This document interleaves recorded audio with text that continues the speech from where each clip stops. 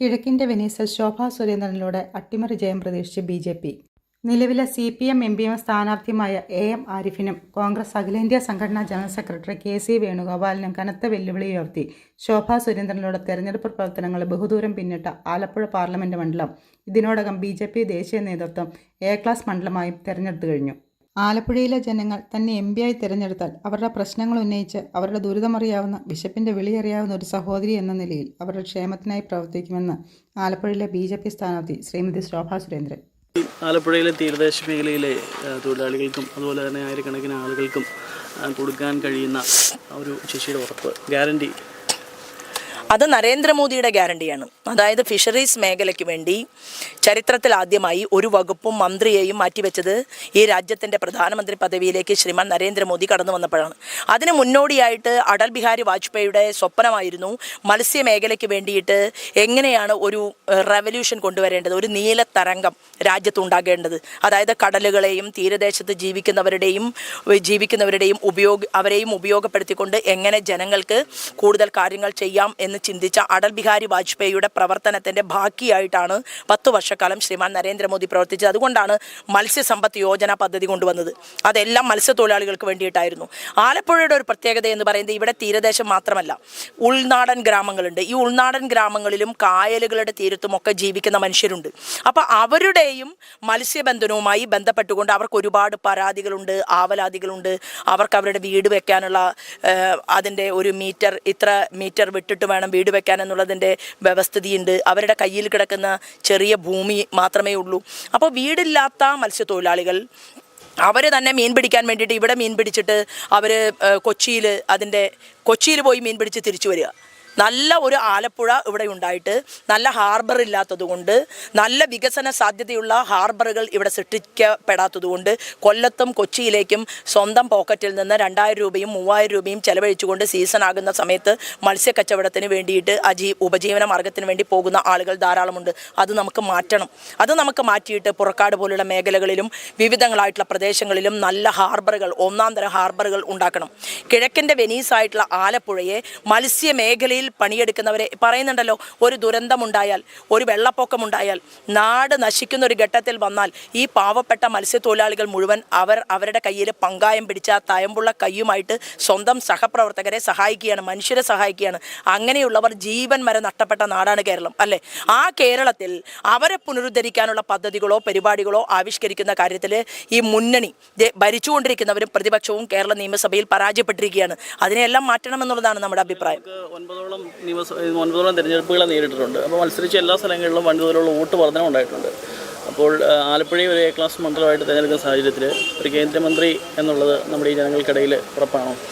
അല്ല, ഞാൻ ഇവരോട് പറയുന്നത്, ആലപ്പുഴ പാർലമെൻറ്റ് മണ്ഡലത്തിലെ ജനങ്ങളോട് പറയുന്നത്, നിങ്ങളുടെ സഹോദരിയായിട്ടുള്ള, ബിഷപ്പിൻ്റെ വിളിയറിയാവുന്ന, പാവപ്പെട്ടവൻ്റെ ദുഃഖമറിയാവുന്ന, എന്നാൽ ശാസ്ത്രജ്ഞന്മാരുടെ വരെ വികാരങ്ങളും അവരുടെ ചിന്തകളും അവരുടെ കർമ്മ പദ്ധതികളെക്കുറിച്ച് മനസ്സിലാക്കാൻ സാധിക്കുന്ന ഇന്ത്യൻ ഇൻസ്റ്റിറ്റ്യൂട്ട് ഓഫ് ടെക്നോളജിയിൽ പഠിക്കുകയും ശാസ്ത്രജ്ഞനാവുകയും ചെയ്ത ഒരു കുട്ടിയുടെ അമ്മ എന്നുള്ള രീതിയിലും 100 കുട്ടികൾ IIT-യിലെ കെങ്കേമന്മാരായിട്ടുള്ള കുട്ടികളുടെ സഹായ സഹകരണങ്ങൾ വരെ ആലപ്പുഴ പാർലമെൻറ്റ് മണ്ഡലത്തിൻ്റെ വികസന പ്രവർത്തനങ്ങളിൽ ഒരു കരട് രൂപരേഖ ഉണ്ടാക്കിത്തരാൻ നമുക്ക് കിട്ടും എന്നുള്ള ഒരു സാഹചര്യത്തിൽ ഞാൻ മനസ്സിലാക്കുന്നത്, എന്നെ നിങ്ങൾ MP ആക്കുക.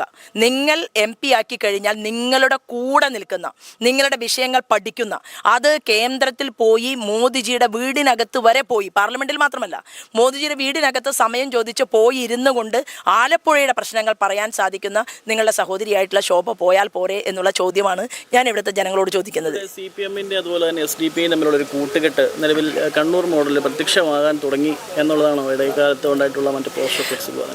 കഴിഞ്ഞ കുറേ കാലങ്ങളായിട്ട് ആലപ്പുഴ പാർലമെൻറ്റ് മണ്ഡലത്തിലെ ഒരു തെറ്റും ചെയ്യാത്ത രഞ്ജിത്ത് ശ്രീനിവാസനെ പോലെയുള്ള, സ്വർഗീയ രഞ്ജിത്ത് ശ്രീനിവാസനെ പോലെയുള്ള, നന്ദുക്കുട്ടനെ പോലെയുള്ള എത്രയോ ആളുകളെ വെട്ടിക്കീറി കൊലപ്പെടുത്തുകയും, നിങ്ങൾ അരിയും മലരും കുന്തിരിക്കവും വാങ്ങി വെച്ചോളൂ എന്ന് പറഞ്ഞ മുദ്രാവാക്യം വിളിച്ചു കൊടുക്കുകയും, ഈ കഴിഞ്ഞ ദിവസം കായംകുളം അങ്ങാടിയിൽ തന്നെ ഹമാസിൻ്റെ ഭീകരന്മാരുടെ വേഷത്തിൽ ആ വേഷമണിഞ്ഞുകൊണ്ട് ഒരു കോളേജിലെ ചെറുപ്പക്കാർ രംഗത്ത് വരികയും അവർ മുദ്രാവാക്യം വിളിക്കുകയും ചെയ്യുന്ന കാശ്മീർ കാശ്മീരിനേക്കാൾ ഒരു കാലത്ത് കാശ്മീരിലെ ഭീകരവാദ പ്രവർത്തനത്തിനേക്കാൾ വലിയ ഭീകരത നിഴലിക്കുന്ന നാടാക്കിയിട്ട് ഈ കേരളത്തെ മാറ്റിയത് ആരാണ്?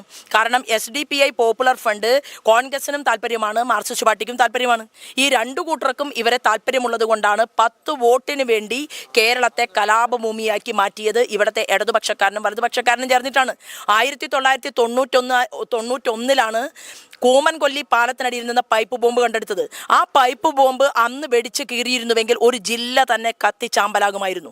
അങ്ങനെ പൈപ്പ് ബോംബ് കണ്ടെടുത്ത അന്നത്തെ മലപ്പുറം ജില്ലയിലെ SP മിസ്റ്റർ അരുൺകുമാർ സിൻഹ എത്രയോ കാലം കേരളത്തിലെ മാറി മാറി വരുന്ന മുഖ്യമന്ത്രിമാരുടെ മുന്നിൽ 22ഓളം വരുന്ന ഭീകരവാദ സംഘടനകൾ കേരളത്തിൽ പ്രവർത്തിക്കുന്നുണ്ട് എന്ന് ഞാൻ ഉൾപ്പെടെയുള്ള രാഷ്ട്രീയ നേതാക്കന്മാർ, ഞാൻ അദ്ദേഹത്തെ പലതവണ പല കേസുകളിലും കാണാൻ പോയ ഒരാളാണ്, ഞാൻ ഉൾപ്പെടെയുള്ളവരുടെ മുന്നിൽ സംസാരിച്ച അതേ മനുഷ്യൻ, അദ്ദേഹം നരേന്ദ്രമോദി അധികാരത്തിൽ വന്നപ്പോൾ അദ്ദേഹത്തിനെ പോലെയുള്ള വളരെ ശുദ്ധഗതിക്കാരനായ നാടിനെ നന്നാക്കണമെന്ന ആഗ്രഹമുള്ള സ്പെഷ്യൽ പ്രൊട്ടക്ഷൻ ഗ്രൂപ്പിൻ്റെ തലവനായിട്ട് മോദിജി അദ്ദേഹത്തെ കൂട്ടിക്കൊണ്ടുപോയി. ഏതാണ്ട് 10 വർഷക്കാലത്തോളം മോദിജിയുടെ കൂടെ 8 വർഷക്കാലത്തോളം മോദിജിയുടെ കൂടെ അദ്ദേഹം പ്രവർത്തിക്കുകയുണ്ടായി. അന്ന് അദ്ദേഹം GK സുരേഷ് ബാബു എഴുതിയ വർഗീയത കേരളത്തിൽ എന്ന് പറയുന്ന പുസ്തകത്തിൽ ഇദ്ദേഹത്തിൻ്റെ അന്വേഷണ റിപ്പോർട്ടിൻ്റെ കൂടി പിൻബലമുണ്ടായിരുന്നു. അപ്പോൾ എന്താണ്, ഇവിടുത്തെ മുസ്ലിം സഹോദരന്മാരെ ഭീകരവാദികളാണ് എന്ന് നമ്മൾ ആരും പറയുന്നില്ല. പക്ഷേ മുസ്ലിം സഹോദരന്മാരുടെ വീടിനകത്തുള്ള മക്കളെ ISIS ഭീകര പ്രവർത്തനത്തിന് വേണ്ടി ഇവിടെ നിന്ന് പറഞ്ഞയച്ചു എന്നുള്ള റിപ്പോർട്ട് വന്നില്ലേ? അതായത് കാശ്മീരിൻ്റെ അതിർത്തി കടന്ന് മറ്റൊരു രാജ്യത്തേക്ക് പോയി ഇന്ത്യ ഗവൺമെൻറ്റിനെ ഈ രാജ്യത്തെ കഷ്ണമാക്കി നുറുക്കിക്കളയുമെന്ന് മുദ്രാവാക്യം വിളിക്കുന്നവർ എങ്ങനെ കണ്ണൂർ ജില്ലയിൽ ഉണ്ടായി? എങ്ങനെ ഫയാസ് ഉണ്ടായി? അപ്പോൾ ആ ഫയാസിൻ്റെ ഉമ്മ പറഞ്ഞില്ലേ, ഓൻ്റെ മയ്യത്ത് പോലും നമുക്ക് കാണണ്ടായെന്നല്ലേ ആ ഉമ്മ പറഞ്ഞത്? ആ ഉമ്മയുടെ രാജ്യസ്നേഹത്തിൻ്റെ 100% ഈ കേരളത്തിലെ കോൺഗ്രസ്സുകാരനും മാർക്സിസ്റ്റുകാരനും ലീഗുകാരനും ഉണ്ടായിരുന്നുവെങ്കിൽ ഇന്ന് ഈ നാട് ഈ ഗതിയിലാകുമായിരുന്നു. നമ്മുടെ BJPയുടെ ഭരണഘടന അനുസരിച്ച് സ്ത്രീകൾക്ക് വളരെയധികം പ്രാതിനിധ്യം നൽകുന്ന പാർട്ടിയാണ് BJP. ഇപ്പോൾ നിലവിൽ ഇന്ത്യയിൽ ഒരു സംസ്ഥാനങ്ങളിലും വനിതാ പ്രാതിനിധ്യം സംസ്ഥാന അധ്യക്ഷ സ്ഥാനത്തേക്കില്ല. ലോക്സഭാ തെരഞ്ഞെടുപ്പ് കഴിയുന്ന സാഹചര്യത്തിൽ കേരളത്തിലൊരു വനിതാ പ്രാതിനിധ്യം സംസ്ഥാന അധ്യക്ഷ സ്ഥാനത്തേക്ക് ഉണ്ടാകുമെന്ന് പ്രതീക്ഷിക്കുന്നുണ്ടോ? നോക്കൂ, അതായത് വനിതകൾക്ക് പ്രാധാന്യം നൽകുന്നില്ല എന്നുള്ളത് വളരെ തീർത്തും തെറ്റായിട്ടുള്ളൊരു കാര്യമാണ്. നമ്മുടെ മുഖ്യമന്ത്രിയായിരുന്നു സുഷമ സ്വരാജ് ഒരു കാലത്ത്, പാർട്ടി ഇത്രയും വളരാത്ത കാലത്ത്. മറ്റൊരു മുഖ്യമന്ത്രിയായിരുന്നു ഏറ്റവും കൂടുതൽ കാലം പ്രവർത്തിച്ച നമ്മുടെ ആരാധ്യയായിട്ടുള്ള സന്യാസിനിയായിട്ടുള്ള ഉമാഭാരതിജി. അതുപോലെ തന്നെ സ്ത്രീകളെ ഏറ്റവും പരമപ്രധാനമായിട്ടുള്ള നരേന്ദ്രമോദി അധികാരത്തിൽ വന്നപ്പോൾ ഫിനാൻസിൻ്റെ തലപ്പത്തിരുത്തിയത് ഒരു സ്ത്രീയെയാണ്. അതുപോലെ തന്നെ ഇവർ തന്നെ പ്രതിരോധ വകുപ്പിൻ്റെ തലപ്പത്തിരുന്നത് നമ്മൾ കണ്ടതാണ്. ശ്രീമതി സ്മൃതി ഇറാനിജിയെ പോലെയുള്ള നല്ല കാലിബറുള്ള ഏത് പോസ്റ്റിലിരുന്നാലും തിളങ്ങാൻ കഴിയാവുന്ന സ്ത്രീകളെ ഏറ്റവും ഉന്നതമായിട്ടുള്ള പദവിയിലേക്ക് കൊണ്ടുവന്ന് 8ഓളം വരുന്ന ക്യാബിനറ്റിനകത്ത് സ്ത്രീ സാന്നിധ്യം ഉണ്ടാക്കിയിട്ടുള്ള ഒരു പാർട്ടിയാണ് ഭാരതീയ ജനതാ പാർട്ടി. മാത്രവുമല്ല 15 വർഷം മുമ്പ് ഭാരതീയ ജനതാ പാർട്ടിയുടെ ഭരണഘടന പൊളിച്ചെഴുതിക്കൊണ്ട് സ്ത്രീകൾക്ക് 33% സംവരണം കൊടുക്കണമെന്ന് ആവശ്യപ്പെട്ട ലാൽകൃഷ്ണ അദ്വാനിജി, മുരളി മനോഹർ ജോഷിജിയുടെയും ശക്തിയുടെയും പ്രവർത്തനത്തിൻ്റെയും ഫലമായിട്ടാണ് ഞാൻ ഉൾപ്പെടെയുള്ള സ്ത്രീകൾ ഏതാണ്ട് 8ഓളം വരുന്ന ആളുകൾ സംസ്ഥാന ഭാരവാഹികളായിട്ട് ഈ പ്രസ്ഥാനത്തിനകത്ത് നിന്നിരിക്കുന്നത്. രാജ്യവ്യാപകമായി ബൂത്ത് തലം മുതൽ അഖിലേന്ത്യാ തലം വരെ സ്ത്രീകളുടെ സാന്നിധ്യം അത് വർദ്ധിക്കുകയാണ്. ഈ ആലപ്പുഴ പാർലമെൻറ്റ് മണ്ഡലത്തിലും പല പ്രദേശത്തും മണ്ഡലം പ്രസിഡന്റും മണ്ഡലം ജനറൽ സെക്രട്ടറിമാരും ആയിട്ട് വരെ സ്ത്രീകൾ ജോലി ചെയ്യുകയാണ്. അപ്പോൾ ഒരു വനിതാ അധ്യക്ഷ എന്നത് അത് വരാൻ പോകുന്ന ദിവസമല്ലേ. ഞാൻ പറയുന്നത് ആലപ്പുഴ പാർലമെൻറ്റ് മണ്ഡലത്തിലെ MP ആയിട്ട് വിജയിക്കുകയാണെങ്കിൽ എന്നെ സംബന്ധിച്ച് ഒപ്പം സ്ത്രീ സാന്നിധ്യത്തെ കൂടുതൽ കൊണ്ടുവരാൻ വേണ്ടിയിട്ട് ഇനിയും സ്ത്രീകൾ ഉണ്ടല്ലോ കേരളത്തിൽ. അപ്പോൾ ഏതെങ്കിലുമൊക്കെ സ്ത്രീകൾ ഈ വഴിയിലൂടെ തന്നെ ഭാവിയിൽ കടന്നു വരുമെന്നുള്ള കാര്യത്തിൽ തർക്കമില്ല. അതിനുവേണ്ടി തന്നെയാണ് 33% സംവരണം സ്ത്രീകൾക്ക് കൊടുക്കുന്നത്. അത് പ്രസിഡന്റ് പദവി എന്നുള്ളതല്ല. പ്രസിഡന്റ് പദവിയിൽ ഇപ്പോൾ സ്ത്രീയാണോ പുരുഷനാണോ ഇരിക്കേണ്ടത് എന്ന് തീരുമാനിക്കുന്നത് ഒരു കസേരയാണുള്ളത് പ്രസിഡന്റായിട്ട്. ഒരു 10-ലധികം വരുന്ന നേതാക്കന്മാർ കേരളത്തിൽ ഇതിന് ഫിറ്റായിട്ടുള്ള ആളുകളുണ്ട്. ഈ കസേരയിലിരിക്കാൻ യോഗ്യതയും പ്രാപ്തിയുമുള്ള ആളുകളുണ്ട്. അങ്ങനെ വരുന്ന സമയത്ത് അതിൽ കൂടുതൽ കഴിവുള്ള ആളുകളെ ഇരുത്തുക എന്നുള്ളതാണ്. ഇവിടെ തീർച്ചയായിട്ടും ഞങ്ങൾ സ്ത്രീകൾക്ക് വേണ്ടി 5 സീറ്റാണ് പ്രഖ്യാപിച്ചിട്ടുള്ളത്. ഇത് 33% സംവരണം പ്രാവർത്തികമാക്കി കഴിഞ്ഞാൽ കൊടുക്കേണ്ടത് 6 സീറ്റാണ്. 5 സീറ്റ് ഇപ്പം തന്നെ പ്രഖ്യാപിച്ചുകൊണ്ട് തെരഞ്ഞെടുപ്പിനെ നേരിടുമ്പോൾ രാജ്യം 60 വർഷത്തോളം ഭരിച്ച കോൺഗ്രസിന് ഒരു സ്ത്രീ മത്സരരംഗത്തുണ്ട്. മാർക്സിസ്റ്റ് പാർട്ടിക്ക് ഒരു സ്ത്രീയുണ്ട്.